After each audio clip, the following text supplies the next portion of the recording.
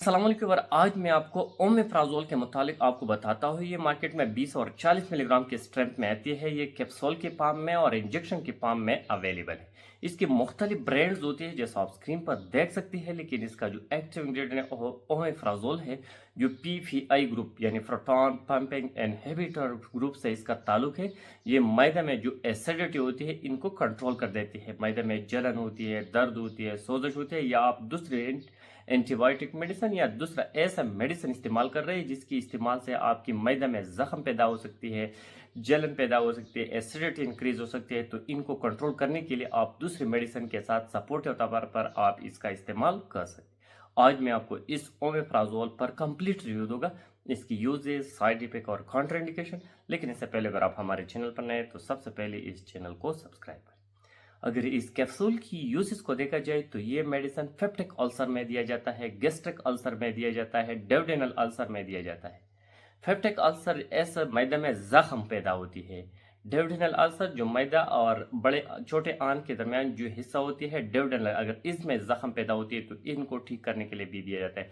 अगर मैदे में तेजाबियत बहुत ज़्यादा होती है, जलन होती है, दर्द होती है, सोजश होती है, बारेपन होती है, तो इन सारे मसाइल को ठीक करने के लिए आप इस कैप्सूल का इस्तेमाल कर सकते हैं। अगर आप दूसरे एंटीबायोटिक इस्तेमाल कर रही है या दूसरी मेडिसिन इस्तेमाल कर रही है, इन मेडिसिन को अगर आपकी मैदा को तकलीफ देती है, मैदा पर बोझ जाती है, दर्द होती है, एसिडिटी इंक्रीज होती है, तो इन मसले को हल करने के लिए आप इस ओमेप्राज़ोल टैबलेट, ओमेप्राज़ोल कैप्सूल इन मेडिसिन के साथ भी इस्तेमाल कर सकते हैं। अगर आपको एच पाइलोरी के इन्फेक्शन हुए हैं तो इनके साथ, इन दूसरे मेडिसिन के साथ भी आप इसका इस्तेमाल कर सकते हैं। अगर आपके मैदे में जलन है, एसिडिटी और तेजाबियत बहुत ज़्यादा है, बोझ और गैस है, तो इन सारे मसाइल को ठीक करने के लिए आप इस ओमेप्राज़ोल कैप्सूल का इस्तेमाल कर सकते हैं।